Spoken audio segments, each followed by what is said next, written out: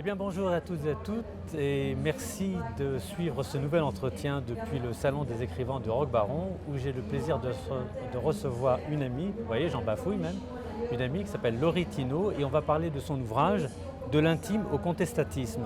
Et lorsque je regarde, comme vous, la revue, je m'aperçois qu'en dessous, la peinture de Jacques Métairie. Je crois que Jacques Métairie ne vous est pas étranger.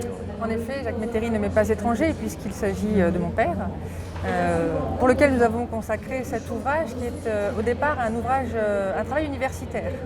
J'ai eu la très grande chance de reprendre mes études à 30 et quelques années et dans le cadre de mon master de lettres modernes, nous devions engager un projet tutoré.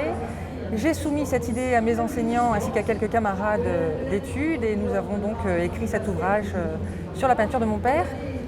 C'est une monographie qui présente 30 ans d'expérience, 30 ans au service et à la passion de la peinture. Et donc je suis très fière d'avoir offert ce livre à mon père. Eh bien, on va montrer là, parce qu'on parle de contestatisme, j'espère qu'on le voit bien à l'écran. Alors, ce ne sont pas des peintures innocentes complètement, c'est d'ailleurs tout l'intérêt de ce peintre. C'est assez provocateur, ça n'a pas dû être toujours très facile pour lui. En tout cas, je trouve que c'est un beau cadeau d'une fille à son père. On ne peut que vous suivre dans cette initiative, mais lui-même, comment l'a-t-il pris ?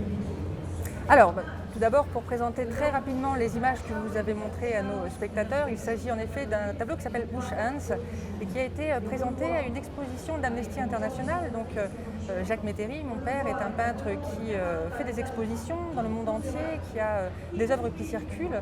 Et en effet, pour lui, ce n'est pas simple. Il est le fondateur d'un mouvement artistique qu'il a nommé le contestatisme et qu'il a créé en 1997 en peignant une série de 12 grandes toiles de 2 mètres sur 3 dans lesquelles il dépeint tous les travers du monde contemporain. Et ces toiles sont d'une modernité extraordinaire puisqu'aujourd'hui, en 2014, ce qui est peint sur ces tableaux correspond vraiment aux difficultés que le peuple français rencontre.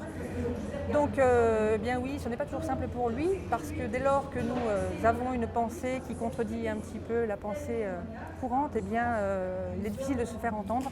Mais je crois que voilà, c'est toute l'histoire de sa vie et c'est aussi la passion qui l'anime.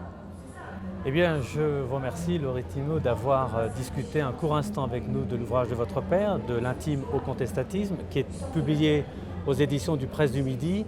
Et j'invite véritablement toutes les personnes qui sont curieuses d'art d'acheter cet ouvrage qui est rempli de magnifiques peintures.